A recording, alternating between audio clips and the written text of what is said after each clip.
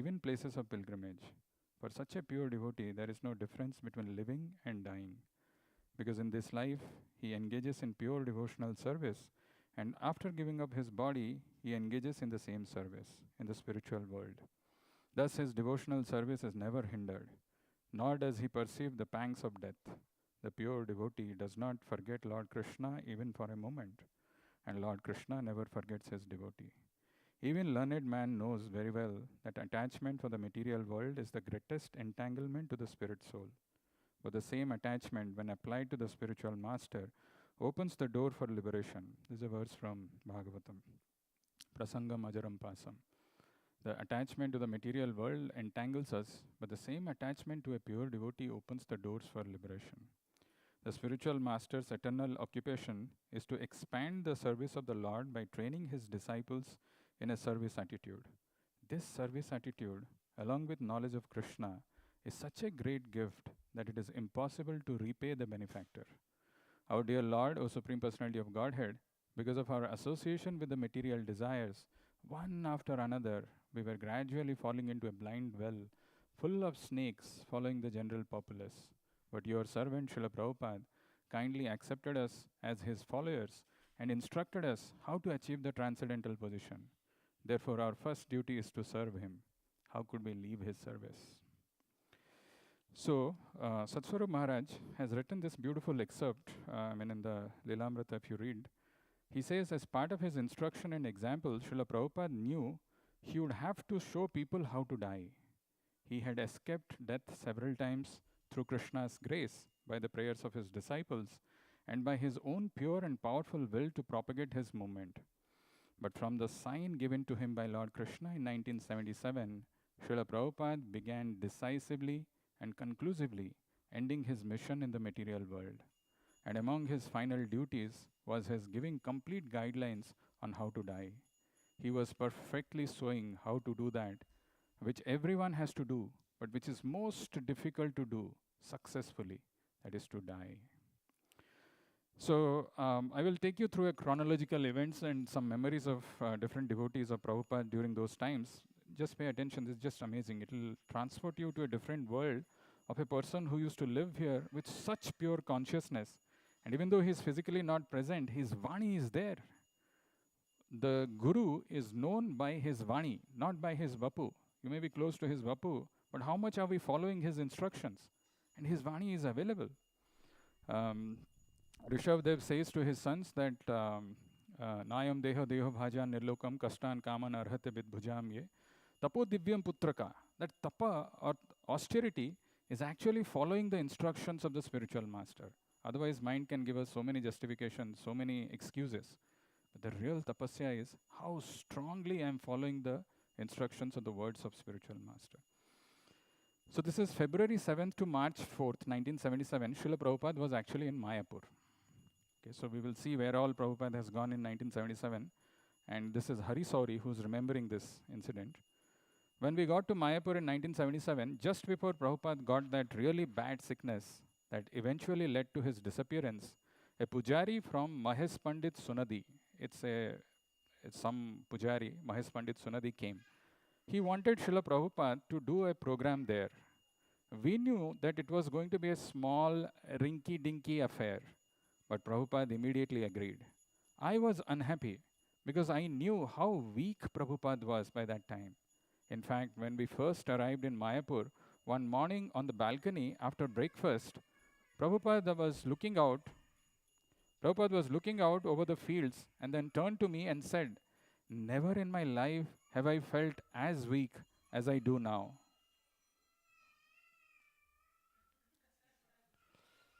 That's okay. That's fine. Prabhupada said, he's telling this to Hari Sauri, never in my life have I felt as weak as I do now. But still, I would like to finish this Bhagavatam.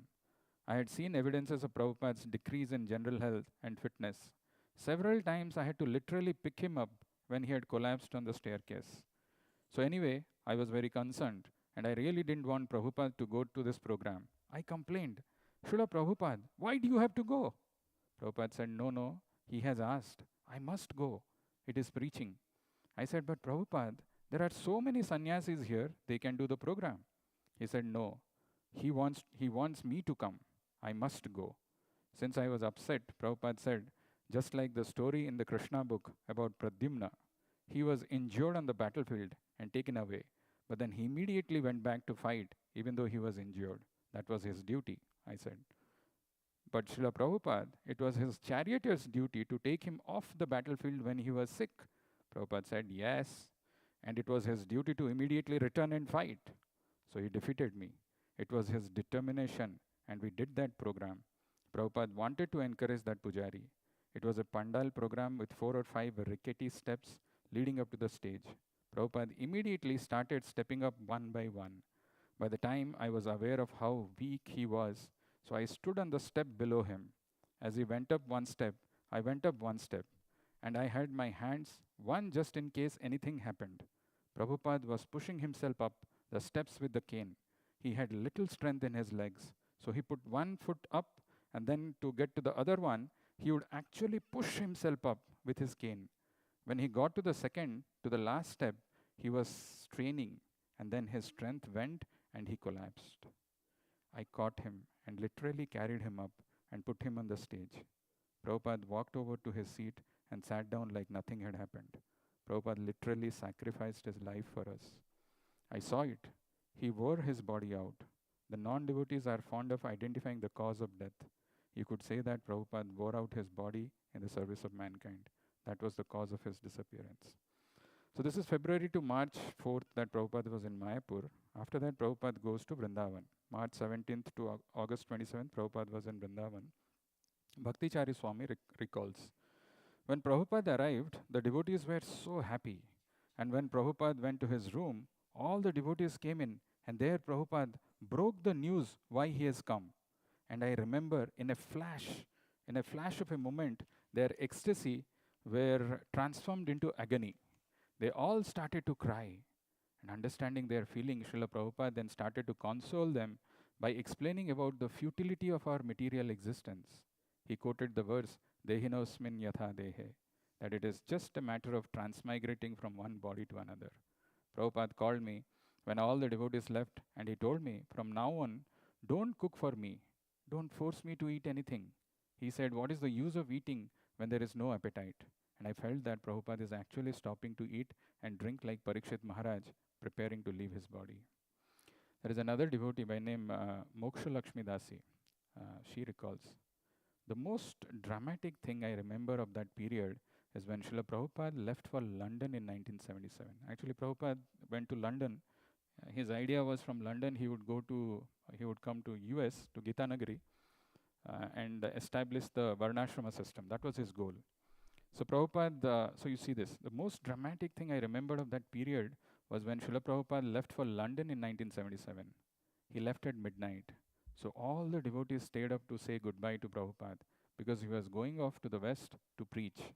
As the car pulled off, it suddenly stopped. And it stopped in such a position that I was looking down at Srila Prabhupada. So she was standing on the terrace or on the roof or somewhere, and she was looking down. As the car pulled off, it suddenly stopped, and it stopped in such a position that I was looking down at Srila Prabhupada, and Prabhupada was looking up at me. He was at least one guest house mattress had been placed in the back of the ambassador car, and he was lying on it. And I will never forget looking down at Prabhupada and Prabhupada looking at me, because obviously his body was flesh and bones. But there he was going off to London to preach. And I was so shocked because he didn't look like he should be going anywhere. But still his determination to preach and to please his devotees was far bigger than his desire to look after his own body. And that picture of Prabhupada has stayed in me, has stayed in my mind all these years. Prabhupada's determination. Srila Prabhupada ki. So then Prabhupada goes to London. I don't know how many of you have seen these videos. Actually, Prabhupada was very, very weak, and he would be wearing a specs because he was very sensitive to light. It's a dark glass, and there are videos, at least there are a couple of videos that you can see when Prabhupada is welcoming the deities with the Govindam Adipurusham. There are tears gushing down from his cheeks, and it's very hard to see those. But there are a lot of things to learn. I mean, so this is a memory recalled by Danbir Goswami. He's saying in 1977, when Srila Prabhupada last visited Bhaktivedanta Manor, we were very disturbed to see him so thin and weak, wearing sunglasses, being carried on a palanquin. But we were thrilled to have his association. He only came into the temple room in the morning, carried on the palanquin. A lot of devotees from Germany, France, and all the Sankirtan devotees had come, so the temple was packed. The kirtans were enthusiastic and strong. Prabhupada sat with his hands folded, like the one that you see like this, and didn't even move. But at some point during the kirtan, he would move a finger. He would do like this. So when we saw him move that finger, we would all begin jumping and dancing in ecstasy. Before, when Prabhupada danced, everyone was forced to get up and dance. But at this time, the same potency was there when Prabhupada just moved his finger. My service was to put 3 tiny drops of Charanamrita in his hand. His fingers were swollen, that were like little balloons. There was no way he could get his ring off. He would take those 3 drops and then we would wash his hand. It so happened that during this time, he was rushed to the hospital for some minor emergency operation. Actually, Prabhupada had an operation of his kidney at that time. When Srila Prabhupada was at the manor, we observed Vyasa Puja.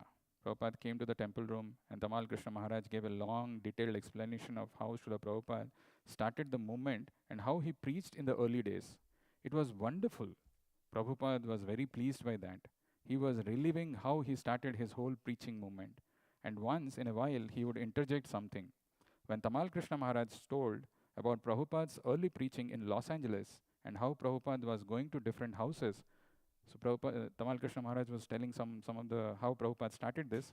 Prabhupada interjected and said, I was even going to a garage to speak.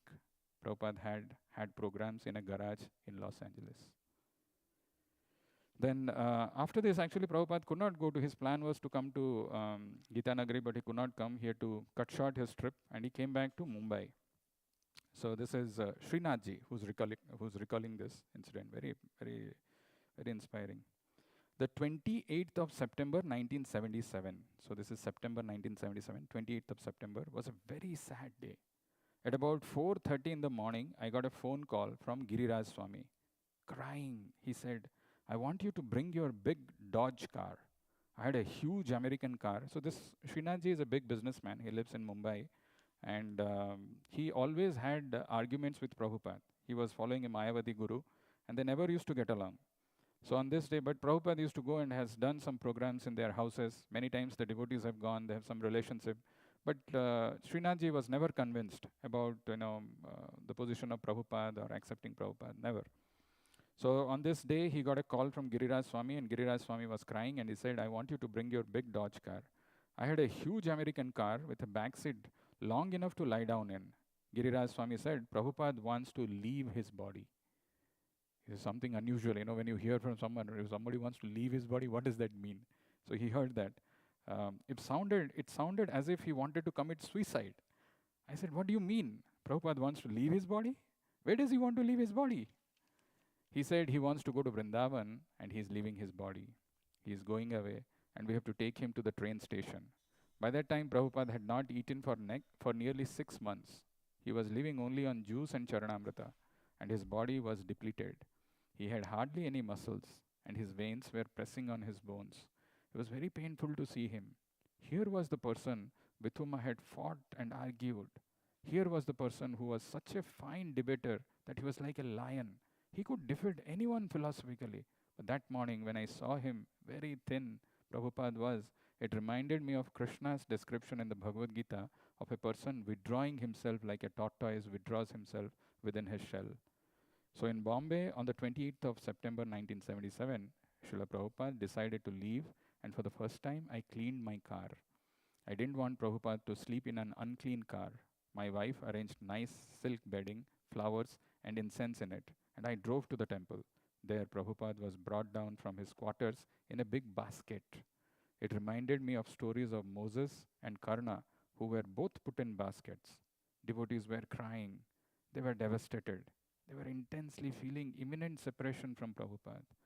I was supposed to drive, and I felt like Akrura, the cruel person who took Krishna from the gopis. I was taking Prabhupada away from the devotees, but that was my duty. I had to do that. I drove, And next to me was big Brahmananda Swami. So imagine, picture this. It's a big Dodge car. This Srinathji is driving, and next to him is Brahmananda. Brahmananda is a tall, strong fellow. Uh, must be stronger than me and hefty, very big body. He's sitting next to him. Then next to me was big Brahmananda Swami, and next to him was Tamal. Tamal was also there, who was Prabhupada's last secretary. And finally, there was Giriraj Maharaj. So there are three people sitting in the front seat, apart from Srinathji, who's the driver. It was such a huge car that four people could sit in the front. Prabhupada was lying on the back seat, and Upendra, his servant, was sitting on the floor of the car next to Prabhupada. So Prabhupada was lying in the back seat, and Upendra was sitting on the floor next to Prabhupada. Prabhupada's luggage was behind. Like a school teacher, Tamal Krishna Maharaj told me, don't drive fast, drive very slowly. The Bombay roads have potholes, and Prabhupada would be uncomfortable if I drove fast. I said, fine, fine. We were going to Bombay Central Station, and I asked, which train are we going to catch?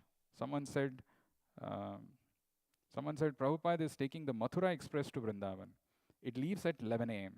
I started to drive very slowly. From the back seat, Upendra told me, Prabhupada wants you to drive faster. So I said, okay, if Prabhupada wants me to drive faster, I'll drive faster. And I picked up speed. My huge car could really move, but the moment I pressed the accelerator, Tamal Krishna Maharaj got very upset. He said, I told you to go slowly. What are you doing? I said, Upendra just told me that Prabhupada wants me to drive fast. Tamal Krishna Maharaj said, no, no, no, go slowly. So I slowed down. Within a minute, Upendra again said, Prabhupada says, go faster. Why are you not going faster? I thought the person I have to serve is Prabhupada, so I will drive faster. I said to Tamal Krishna Maharaj, you sort this out with Upendra and allow me to drive. We thought we had reached the Bombay Central Station too early. Rama Tulasi, another devotee there, and I went to the station master to get a wheelchair for Prabhupada to transport him from my car to his special cabin on the train. In my usual style, I asked the station master, is the Mathura Express going to be at 11 a.m.? He said, didn't you read today's newspaper? It leaves at 10:30 a.m. The timing had changed that very day, and I looked at my watch and said, there are only 5 minutes left. The train is leaving in 5 minutes. Ram Tulasi and I ran with the wheelchair. I told the station master, I will pay you anything, but stop that train. Don't start it until I tell you. He said, what? I've never heard such a request. I said, there is a big team coming. A very holy person is going to leave his body in Vrindavan. And he has to be on that train. The station master looked puzzled and said, leave his body? What do you mean? I said, just run with me. So we ran. This happened 20 years ago when I was 37. I told Giriraj Maharaj, the train is going half an hour early today. He said, no, according to the timetable, it leaves at 11 a.m. I said, whatever it says, that doesn't matter. The station master is going to blow his whistle and the train is going to go. We ran. Some of the devotees got Prabhupada's special cabin ready. It should have been an air-conditioned one, but for some reason the devotees had booked a non-air-conditioned cabin. We took Prabhupada into his compartment just a few minutes before the train was about to leave.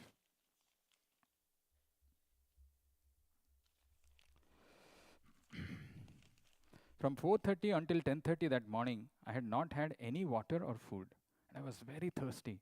I bought a soda from the stand at the station. When Upendra came and said, Prabhupada wants to see you, I left the soda and went to the cabin, wondering, why is Prabhupada calling me? Prabhupada said, come closer. I went very close to him, and he said, thank you for driving me. I was very touched. Prabhupada was just about to give up his body, and except for this small service, I had done nothing much. So in the train, in front of everyone, I offered my obeisances and caught Prabhupada's lotus feet. Tamal Krishna Maharaj and others said to me, don't touch his feet. I said, no, no, no, this is it. This is the last moment I'll ever get. I said, Prabhupada, I surrender to you. You are my spiritual master. He put his hand in my hair and blessed me. He put pressure on his elbow and got up a little. He was smiling sweetly. The train started, and some of the devotees said, look, the train started. You better jump off. Otherwise, the next station is quite far. Reluctantly, I jumped off from the moving train, and I watched it go until the last car had left. I was not thirsty anymore. I did not care for the soda. With tears in my eyes, I got into my car, and lo and behold, there was Prabhupada's garland on the steering wheel. He had not forgotten me. That was the last time I saw Prabhupada. From 1971 through 1977, my memories are of fighting with him, debating with him, arguing with him. Finally, at the end, I surrendered. Hare Krishna. Srila Prabhupada ki. After this, Prabhupada goes to Vrindavan, as we are seeing. So this is from October 2nd to November 14th, till the day when he quit his body, he was in Vrindavan. Abhiram Das, a devotee, recalls, there were a lot of events taking place that for us were very emotionally churning and disturbing. There were moments when we would feel that Prabhupada was going to recover, when he would start to take something and indicate that he would stay with us, and we would feel the greatest elation and the greatest joy. We felt like we had been dunked under water in a dunking chair, and suddenly we were being brought up for a breath of air. And then just extreme, and suddenly we would see a symptom that he was not perhaps recovering his health, and it was continuing to deteriorate. And then we would be plunged into the greatest abyss of lamentation, great fear and anxiety that he might leave us. So it was emotionally an extremely difficult time. I was present at that time when Krishnadas Babaji came to visit Srila Prabhupada and sat on his bed at his feet and massaged Srila Prabhupada's feet and held his hand. And Srila Prabhupada asked him for forgiveness, saying, "Please forgive me for offenses that I committed to my god brothers, the Vaishnavas." He said, "What could I do? I had to preach strongly." And Krishnadas Babaji, of course, rubbed his hand, rubbed his arm, and said, "There is no offense, Swamiji. There is no offense from you." I think he said, "Please be at peace." Prabhupada actually cried for that forgiveness. On 14th November 1977 at 7:30 p.m. in his room at the Krishna Balram Mandir in Vrindavan, Srila Prabhupada gave his final instruction by leaving this mortal world and going back to Godhead. His departure was exemplary because his whole life was exemplary. His departure marked the completion of a lifetime of pure devotional service to Krishna. A few days before the end, Srila Prabhupada had said he was instructing as far as he could, and his secretary had added, "You are the inspiration." Yes, Srila Prabhupada had replied, that I shall do until the last breathing. Prabhupada's last breathing was glorious, not because of any last minute mystical demonstration, but because Srila Prabhupada remained in perfect Krishna consciousness. Like grandfather Bhismadev, he remained completely collected and noble and grave, teaching until the end. He was preaching that life comes from life, not from matter. And he was showing that one should preach with every breath he has. That the many devotees who crowded the large room bore witness that up to the very end, Prabhupada remained exactly the same. There was nothing suddenly incongruous with what he had previously shown and taught them. At the time of his departure, therefore, he was teaching how to die by always depending on Krishna. Prabhupada's passing away was peaceful. During the evening of November 14th, the Kaviraj asked him, "Is there anything you want?" Prabhupada replied faintly, "Kuch ichha nahi." There is no desire. We would hear one more last pastime, and then we will go for Damodara Ashtakam. This is recollection. This is a memory recalled by B.B. Govindaswamy. It's not that you could hear anything, but I was really close to Prabhupada's face, and I was looking at him, and I just noticed that his lips moved. And when his lips moved, it appeared as though Prabhupada was pronouncing Hare Krishna. And at that moment, his jaw dropped. And at that very second, when he said Hare Krishna and his lips opened, I saw the color of Prabhupada's body change. When I saw that happen, I thought, now my spiritual master has left his body. Everyone else in the room, they knew that that was the moment also. They started weeping like they had lost their life because Prabhupada was our life. I was watching Pisima and she was weeping. She just bowed down to Prabhupada's feet. Pisima is Prabhupada's sister. Bowed down to Prabhupada's feet and she started taking the dust from Prabhupada's feet and she started smearing the dust on her head and smearing the dust on her eyes. Then I decided that I should do as Pisima had done. So then I went and I took the dust from Prabhupada's feet and I rubbed it on my head and my eyes. Then there was a request that the devotees would step outside so that they could prepare Prabhupada. And the majority of the devotees left. I stayed behind. And Upendra, very masterfully, he took control of the situation and he brought fresh clothes and he very quickly dressed Prabhupada. I remember he took a cloth and he tied it around Prabhupada's head so that Prabhupada's mouth would remain closed. And they put Prabhupada on his palanquin. Then we were waiting for the Gaudiya Math devotees to come over and give some instruction on what to do. They came and they offered garland to Prabhupada. Tamal Krishna Maharaj and Bhavananda Maharaj, they consulted with the Gaudiya Math devotees, and then it was decided to take Prabhupada for a last darshan of the deities, and then make parikrama of the temple, and then place Prabhupada on his Vyasasana for the Guru Puja. So I remember when they carried Prabhupada into the temple room of our God brothers, his name is Puri Das. He was the pujari of Gaur Nitai, and either it was at the beginning of the Arati or at the end of the Arati, I'm not really sure, the last Arati, it was the Shaina Arati. Puri was on the altar with the console in his hand. I remember Puri turned and he saw Prabhupada on the palanquin, and Puri fainted right on the spot in front of Gaur Nitai. They put the palanquin right up on Prabhupada's Vyasasana. The palanquin just fit there quite perfectly. Bhavanand, who had been caring for Prabhupada through Prabhupada's final pastimes and had been with him and had been giving such a strong face and such a strong appearance, I remember when they put Prabhupada on the Vyasasana, Bhavananda went behind the Vyasasana and he just collapsed and he started sobbing like a child. And the Gaudiya Math devotees, they were leading Kirtan, and when they sang Jayanilo Premadhana, I remember I personally collapsed. And the devotees practically, they could not sing because everyone was crying so much. There was a succession of bhajans and kirtans, and everyone offered garlands and flower petals to Prabhupada. I remember people from the city, they were coming and they were offering. And then, through the course of the night, the kirtans went on. And because I knew that I had to cook the next day, I sort of tuned out, and at midnight, I went and took rest for a couple of hours. And I was told that in the middle of the night, they didn't know who to ask to lead bhajan.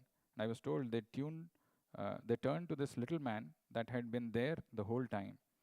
I would say the majority of the devotees, they didn't know who he was. And it was Srila Akinchana Krishnadas Babaji Maharaj. I was told that they asked him, Prabhu, could you sing? And he picked up the mridanga and he started singing. And because his singing was so pure, it was so full of love for his friend Prabhupada and for Radha and Krishna, everyone collapsed again. Then we went for the Mangalarti, and the Mangalarti at Krishna Balram Mandir that morning was led by Anand Prabhu, Prabhupada's god brother. Then after the Mangalarti, they took Prabhupada for his last parikrama.